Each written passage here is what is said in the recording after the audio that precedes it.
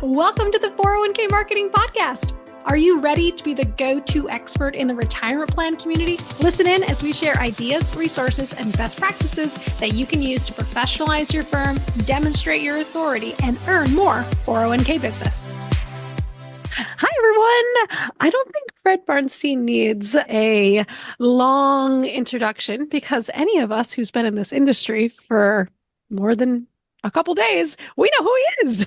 So I'm so excited to welcome someone who I have considered a mentor for many years. And I hope maybe, Fred, now I can also call you a friend. Yes, of course. So this today is not going to be our normal podcast. This is going to take a very interesting and different turn. And one thing, and I think this is public knowledge, Fred spends 30 days every year in a silent meditation. And he thinks about some of the most interesting thoughts, ranging from the conservative to the wild. And in this podcast, I think everyone might find today's dialogue to be very riveting and a very big departure from what we currently live in our current industry. So let's open it up for the conversation and just talk about how important is it to be prepared for the future? Even if it doesn't happen, are we better off being prepared or not? And today's conversation is about what if 401k fees go to zero? Yeah, it's a great question because it's almost like that shoemaker's children, they don't have shoes. Advisors are always telling their clients to be prepared for the future, right? Prepare for retirement. Oh, I'm never going to retire. Well, what happens if you get sick? What happens if you lose your job? Your company goes out of business. You need to be prepared. What's insurance? What's the likelihood you're going to get an earthquake? But, you still get insurance. But then advisors, I find, they don't do it for themselves. They're not preparing. And I think that it's critical for advisors, especially now, because our industry, I've been in the industry over 25 years, it's moving at a really very, very fast pace because of the convergence of wealth and retirement and benefits at the workplace. And all of these factors, with the changing of technology and AI and all of that is having dramatic changes. And advisors, I find, for the most part, record keepers too, are clinging to the past. And they're hoping it doesn't change. It's a great book called The Innovator's Dilemma. I don't know if it's a book or a paper. Harvard professor Clayton Christensen is the incumbents generally don't make the transition when there's a major change from computers, when it goes to client server to desktop to notebook to mobile, right? You don't see the same companies. So I think it's critical. And I think that the advisors that prepare, it won't be a waste, even if it doesn't happen. I completely agree. And preparing takes a ton of courage to think about what's happening in the future. And courage is scary. It's scary, it's new clients, it's new skill sets, and it's not as profitable at the beginning. So it's, you say, then why should I do it? And that stops most people. Mm-hmm. So as we look ahead 5 years, how do you see record keepers working with participants and possibly competing with advisors? Yeah, I think we've seen it from the beginning. There are firms, and I'm not going to call out Fidelity because Fidelity is very clear, like Fidelity, that have always seen the participant as an opportunity. We're seeing more because record keeping fees have gone down quite a bit. And the consolidation, initially, you get scale and the costs go down dramatically. But as you get up of 5 million, 10 million participants, that decreasing cost gets smaller and smaller. Record keepers have always, many of them, proprietary products, stable value, target date. Participants are just another source of revenue. And when you have 80 million participants and we're expecting a 50% growth in 401k plans over the next 8 or 9 years, which means more participants, it's hard not to look at the participant.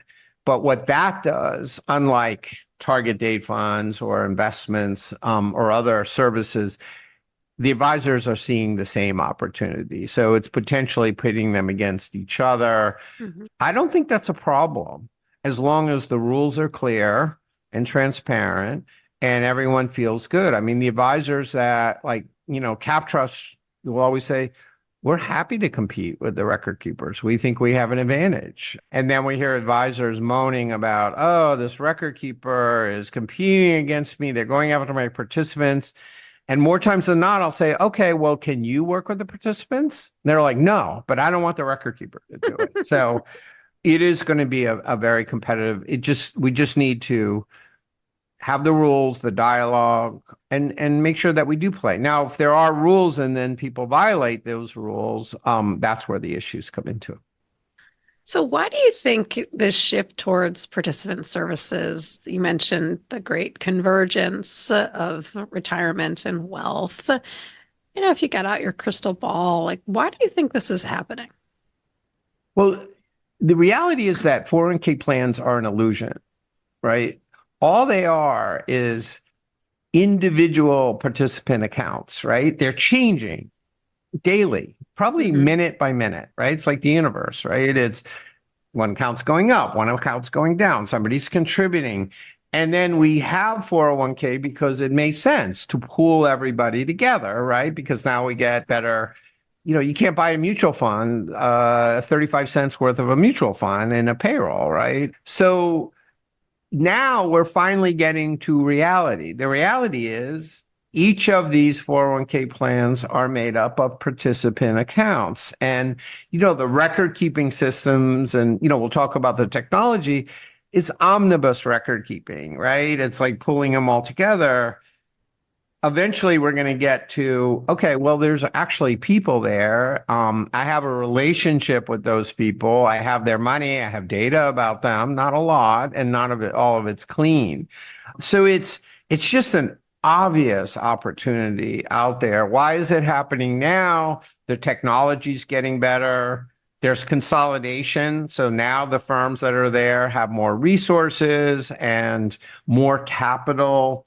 There's fee compression, which, has slowed down, but it's, I'll be happy to argue anyone who takes the position, advisor and record keeper fees are going to go up in the next 5 years, right? I'll take the other side of that argument. I think they're going to go down. How much? That's that we can debate. So those are the three reasons: the consolidation, fee compression, and the enormous obvious opportunity. So this brings me back to many moons ago now when I was a young financial advisor and I learned about honestly, it was the K through 12 space. Right. And I was given coaching back then that you can I think the term was appointed in the school system, and then you could work with some of those people who worked in that school district.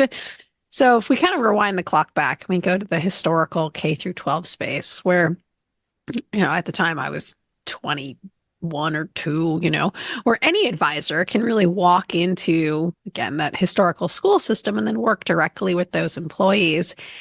Do you think we're kind of going back to that style of model where any advisor can now work with any participant in a modern 401k plan?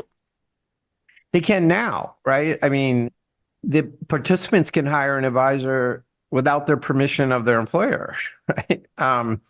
Now, they can't, go to the cafeteria of the employer or go to that employer and get, either the recommendation or the data on that, but they can do it now. And it's going to, with technology, it's going to become easier and easier, embedded financial apps, those are happening on it. So I have a very strong opinion about the K through 12 because my daughter was a teacher.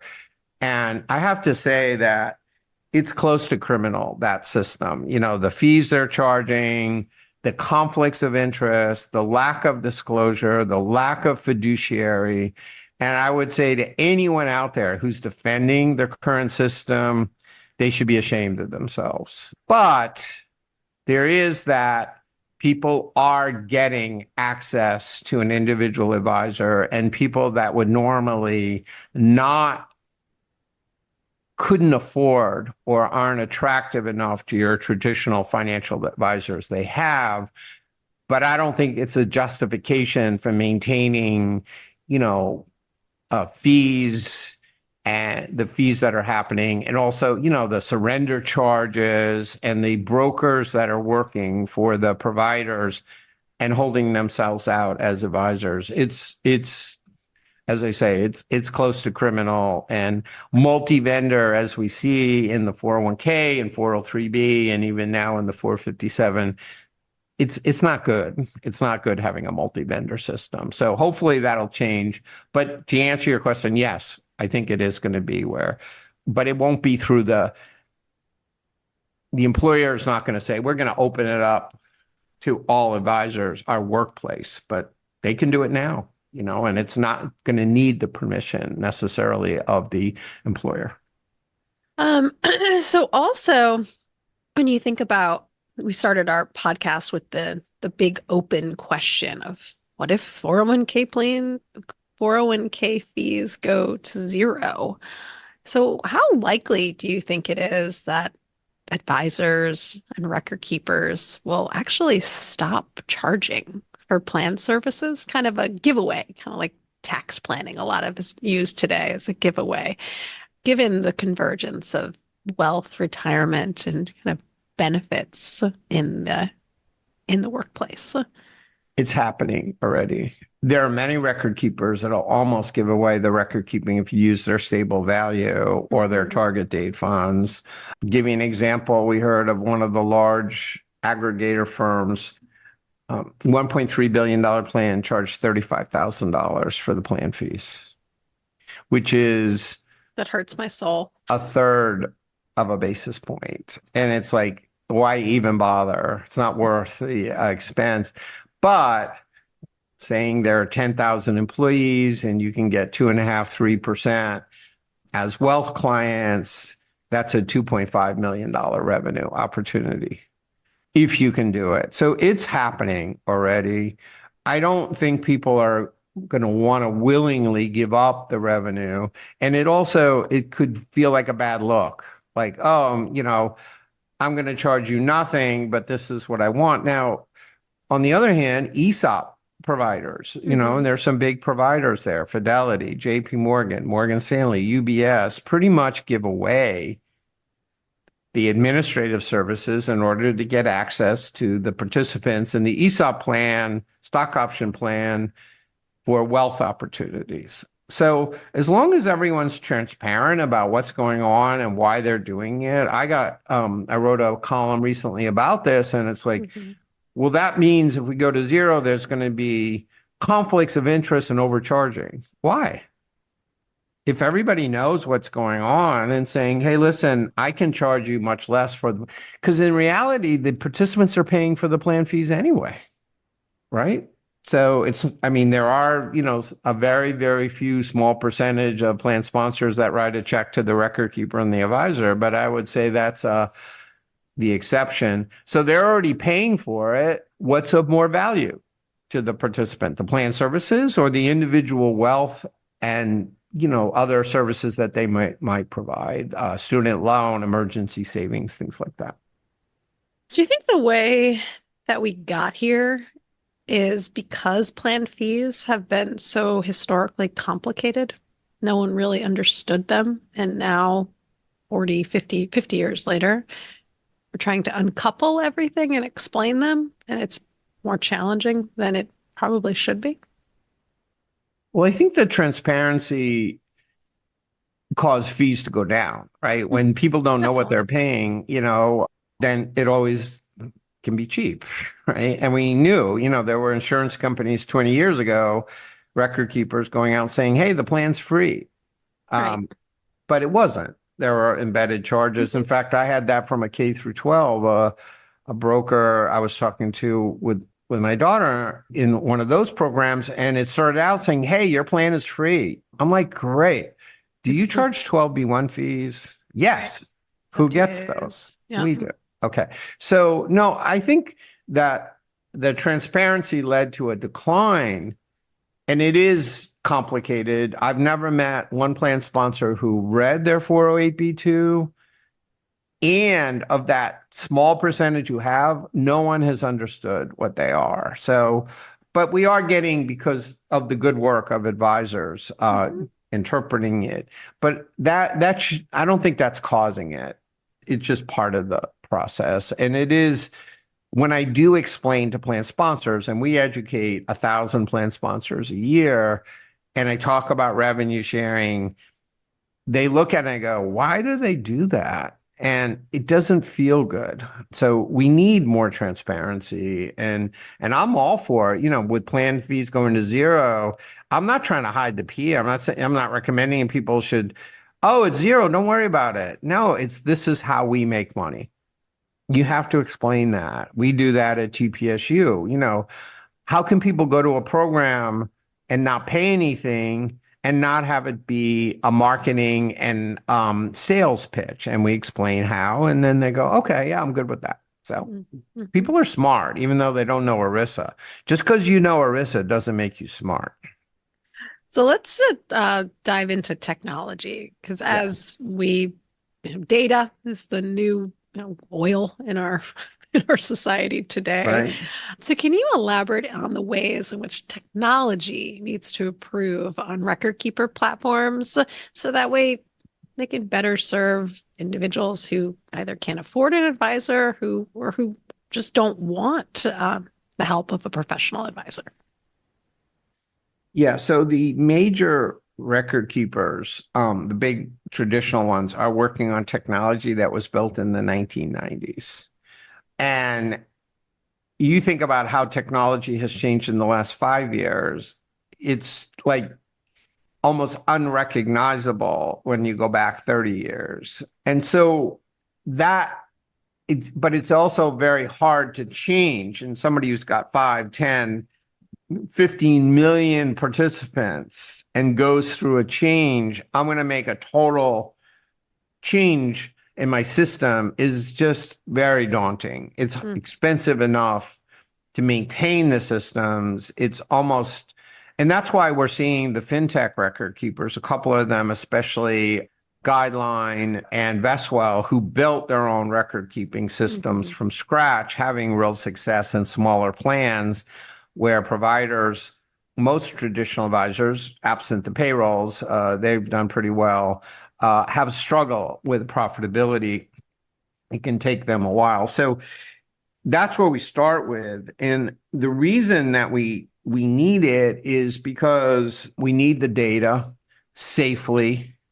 Data is the new oil, right? I love the Matt McConaughey commercial where he's a cowboy and he goes, if AI is the new frontier, does that make data the new gold? It is. Data is the new gold. It's much more valuable than actually money out there. So we need it because we need to integrate with wealth and benefit systems. We need to integrate with those smart HR systems, which are wonderful, right? We're still like struggling with payroll integration, which is critical if we want to do the ideal plan and the auto plan. We need to integrate with the systems that wealth advisor and wealth advisory shops, the InvestNets and the desktop reporting and the integration of the wealth. And we need to be able to look at all of the assets and the debt and, of the participants through different data sources, but also different systems. The technology is a big inhibitor in that because of the old base. How many years in the future do you think we'll have a dashboard like that? We have it now, but it's just not every record keeper, right? the fintechs have it, or they, Mhm. have that ability to do it. I guess the question is, how long in the future will it become ubiquitous? And I would say it'll take probably at least 3 years, but probably like with 5 years to do it. The what's happening, what's stressing the system, the DC system, record keeping and advisors, where they've been insulated because it's hard to get in the DC system. There's lots of regulations. That technology is difficult. You Mhm. got to get permission of the plan sponsor to do everything. And the distribution system is very, very difficult. You got to pay to be on this record keeping system, this aggregator, Yeah. this broker dealer. You got to have the right revenue share. So all of those things have sort of kept us protected like a moat, but there's a tsunami coming of the wealth of the convergence. And the three big factors are the massive explosion of of plans because of the Secure 2.0, the government mandates facilitated by PEPs, Mhm. the convergence of wealth and retirement and benefits at the workplace, and the potential, and I think pretty obvious need for retirement income. So those things, it's the immovable force and, irresistible force. The immovable object has been the DC system. The irresistible force is much greater and it will take it over. And, there's a famous line from Bob Dylan: "He not busy being born is busy dying," right? And you just got to start getting ready because it's happening. And if you don't want to, you can deny it, but that's not a good business strategy. Can we talk about, you mentioned already, like Secure Act and requirements, the state mandated IRA plans.